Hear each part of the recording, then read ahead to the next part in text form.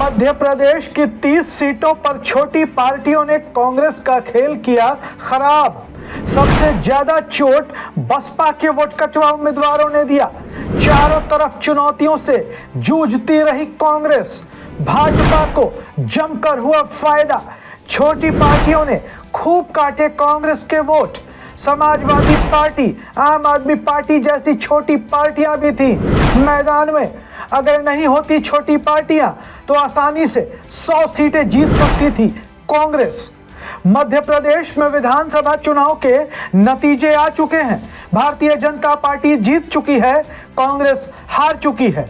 Bharatiya Janata party को मध्य प्रदेश में 163 विधानसभा सीटें मिली हैं, तो कांग्रेस को महज 66 सीटों पर जीत हासिल हुई है। चुनावों से पहले याद करिए वो दौर जब मध्य प्रदेश चुनाव के लिए उम्मीदवारों की घोषणा शुरू हुई तो भारतीय जनता पार्टी के भीतर विरोध शुरू हो गया। इसके बाद केंद्रीय गृह मंत्री अमित शाह ने स्थिति पर काबू पाने के लिए कई बैठकें की। पार्टी के अंदरूनी सूत्रों का कहना है कि अमित शाह ने असंतुष्ट नेताओं से सीधे बात की और उन्हें चुनाव नहीं लड़ने के लिए मना लिया। बताया जाता है कि अमित शाह ने पार्टी नेताओं को भारतीय जनता पार्टी के लिए कमजोर मानी जाने वाली सीटों पर गैर कांग्रेसी उम्मीदवारों पर कड़ी नजर रखने की सलाह दी थी, क्योंकि यही गैर कांग्रेसी उम्मीदवार भारतीय जनता पार्टी के लिए जीत की मजबूत कड़ी बन सकते थे। मध्य प्रदेश में लगभग 30 ऐसी सीटें रहीं जहां राज्य के अहम छोटे दल तीसरे नंबर पर रहे। इससे भारतीय जनता पार्टी को जबरदस्त फायदा हुआ और कांग्रेस को जबरदस्त नुकसान हुआ। इसमें Bahujan Samaj party, Samajwadi party, GGP, निर्दलीय और अन्य दूसरे दल शामिल हैं। अब आपको बात बताते हैं बसपा ने कांग्रेस का कैसे नुकसान किया। बहन कुमारी मायावती के नेतृत्व वाली बहुजन समाज पार्टी ग्वालियर, चंबल और बुंदेलखंड इलाकों में कांग्रेस के लिए दुश्मन साबित हुई। कांग्रेस ने जहां सबसे पुरानी पार्टी मानी जाती है, उसने इस इलाके में 14 सीटें जीती। इस क्षेत्र में कांग्रेस ने जो 7 सीटें गंवाई, उसमें बहुजन समाज पार्टी एक प्रमुख कारण रही। बात करें भिंड की तो यहाँ के भारतीय जनता पार्टी के पूर्व विधायक संजीव सिंह को राजस्व अधिकारी घोटाले में कथित संलिप्तता के कारण टिकट नहीं मिला, तो वो बहुजन समाज पार्टी में शामिल हो गए। भाजपा के पूर्व विधायक संजीव सिंह को बसपा से टिकट मिल भी गया और 34,938 वोट हासिल किए। भारतीय जनता पार्टी के नरेंद्र सिंह कुशवाहा और कांग्रेस के चौधरी राकेश चतुर्वेदी के बाद तीसरे नंबर पर बसपा के उम्मीदवार रहे। कांग्रेस यहां महज 14,000 वोटों के अंतर से हार गई और बसपा को यहां लगभग 35,000 वोट हासिल हो गए। आपको बता दें कि ग्वालियर, चंबल इलाके में माना जा रहा था कि कांग्रेस क्लीन स्वीप कर सकती है, लेकिन बसपा ने जिस तरीके से वोट काटे कांग्रेस के, उसने कांग्रेस को जबरदस्त नुकसान पहुंचाया।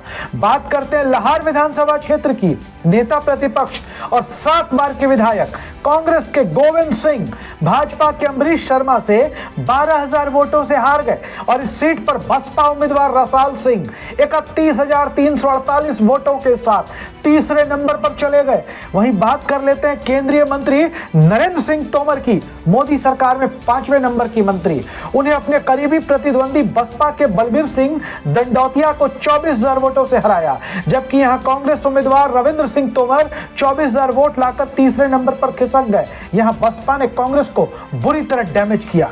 अब बात करते हैं सुमावली की, तो यहां भाजपा उम्मीदवार ऐदल सिंह कंसाना ने कांग्रेस के अजब सिंह कंसाना को हराया, जो 55,289 वोटों के साथ तीसरे नंबर पर रहे। सुमावली में दूसरा नंबर बसपा को मिल गया। बसपा के उम्मीदवार कुलदीप सिंह सिकरवार 56,500 वोटों के साथ दूसरे नंबर पर आए। सेवड़ा में कांग्रेस ओबीसी सेल के प्रदेश उपाध्यक्ष दामोदर सिंह ने टिकट नहीं मिलने पर कांग्रेस से इस्तीफा दे दिया और आजाद समाज पार्टी कांशीराम में शामिल हो गए, जो चंद्रशेखर आजाद की पार्टी है। उन्होंने भी लगभग 29,000 वोट हासिल कर लिए और कांग्रेस उम्मीदवार घनश्याम सिंह को नुकसान पहुंचा दिया और ये भाजपा के प्रदीप अग्रवाल से मात्र 2,500 वोटों के अंतर से हार गए। मुंगावली और सबलगढ़ में कांग्रेस उम्मीदवार भारतीय जनता पार्टी से 5,422 और 9,008 वोटों के मामूली अंतर से हार गए, जबकि बसपा उम्मीदवारों को यहां 15,000 और 51,000 वोट हासिल हो गए। बुंदेलखंड की बात कर लेते हैं। बसपा की वजह से भारतीय जनता पार्टी का बुंदेलखंड गढ़ बच गया। भाजपा के गढ़ बुंदेलखंड में जहां जाति की राजनीति केंद्र में थी, वहां कांग्रेस उन 7 सीटों पर हार गई जहां छोटे दलों ने काफी वोट प्राप्त कर लिए। छतरपुर की बात कर लें तो भाजपा की ललिता यादव ने मौजूदा विधायक आलोक चतुर्वेदी को महज 6000 वोटों से हरवा दिया। यहां पर बसपा उम्मीदवार दिलमणि सिंह 14184 वोट हासिल करने में सफल रहे। बागेश्वर धाम के मुख्य पुजारी धीरेन्द्र शास्त्री के करियर को शुरू करने का श्रेय आलोक चतुर्वेदी को दिया जाता है। चंदला की बात करते हैं। चंदला में कांग्रेस के अनुरागी हरप्रसाद बीजेपी के अहिरवार दिलीप से 15,491 वोटों से हार गए। यहां समाजवादी पार्टी के उम्मीदवार को 25,000 वोट मिल गए। गुन्नौर में भाजपा के राजेश कुमार वर्मा ने कांग्रेस के जीवनलाल सिद्धार्थ को 1100 वोटों से हरवा दिया। यहां बसपा को 6000 वोट मिल गए। निवाड़ी में भाजपा ने कांग्रेस को 54,000 वोटों से हराया, जबकि यहां सपा उम्मीदवार 32,670 वोट ले आए। इसी तरह समाजवादी पार्टी ने जतारा में भी कांग्रेस का खेल बिगाड़ दिया। जतारा में समाजवादी पार्टी के उम्मीदवार को 15,000 वोट मिले, बीजेपी 11,000 वोट से जीत गई और कांग्रेस हार गई। बसपा तो पथरिया और राजनगर में भी भाजपा के लिए वरदान साबित हुई। कांग्रेस को उम्मीदवारों को यहां पर 18,000 और 5,000 वोटों के से हार का सामना करना पड़ा, जबकि बसपा के उम्मीदवारों को क्रमशः 30,000 और 33,000 वोट यहां हासिल हो गए। ऐसी कुल 30 सीटें रहीं जहां भाजपा को गैर कांग्रेसी और वोटकटवा उम्मीदवारों के कारण जीत मिल गई, कांग्रेस हार गई। बात कर ले सिंगरौली विधानसभा क्षेत्र की, आम आदमी पार्टी ने खूब पसीना बहाया। केजरीवाल, भगवंत मान सब आए। सिंगरौली की मेयर रानी अग्रवाल यहां से आम आदमी पार्टी के टिकट पर चुनाव लड़ रही थी। नतीजे आए तो आम आदमी पार्टी महज 8,000 वोटों के साथ चौथे नंबर पर खिसक गई। बीजेपी प्रत्याशी की लड़ाई कांग्रेस से हुई, कांग्रेस दूसरे पर रही, बसपा तीसरे नंबर पर खिसक गई। 38,000 वोटों से बीजेपी यहां चुनाव जीत गई और बसपा और आम आदमी पार्टी ने मिलकर कांग्रेस के 38,000 वोट काट दिए और भारतीय जनता पार्टी की जीत हो गई। जाहिर तौर पर अगर ये छोटी पार्टियां और निर्दल उम्मीदवार मैदान में नहीं होते तो कांग्रेस आसानी से 100 का आंकड़ा पार कर सकती थी। आप क्या सोचते हैं वोट कटवा उम्मीदवारों पर? अपनी राय जरूर लिखिए। वीडियो अच्छा लगे तो शेयर करिए। धन्यवाद।